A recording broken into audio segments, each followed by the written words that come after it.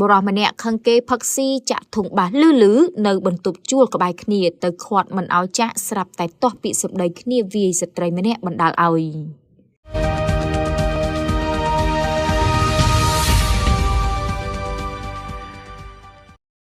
បរិសម្នាក់ខឹងគេផឹកស៊ីចាក់ធុងបាសលឺនៅបន្ទប់ជួលក្បែរគ្នាទៅខាត់មិនឲ្យចាក់ស្រាប់តែទាស់ពាក្យសម្ដីគ្នាវាយស្ត្រីម្នាក់បណ្ដាលឲ្យដួលបោកទៅនឹងថ្មចាក់សាបរងរបួសបែកក្បាលធ្ងន់ធ្ងរត្រូវបានក្រុមការងារដឹកបញ្ជូនតាមម៉ូតូកង់3ទៅសង្គ្រោះនៅមន្ទីរពេទ្យសូវៀនហៅមន្ទីរពេទ្យរុស្ស៊ីបើតាមប្រភពព័ត៌មាននៅកន្លែងកាត់ហេតុបានឲ្យដឹងថា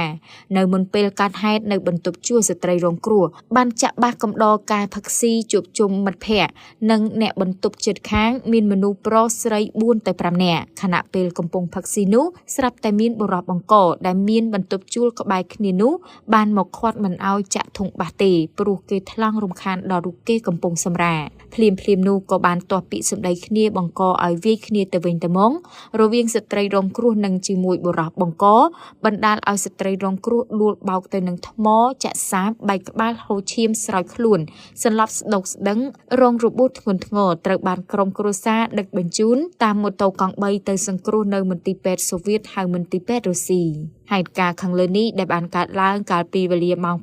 8:30 នាទីយប់ថ្ងៃទី10ខែឧសភាឆ្នាំ2025នៅត្រង់ចំណុចបន្ទប់ជួលភូមិត្រពាំងថ្លឹង4សង្កាត់ចោមចៅទី1ខណ្ឌពោធិ៍សែនជ័យរាជធានីភ្នំពេញ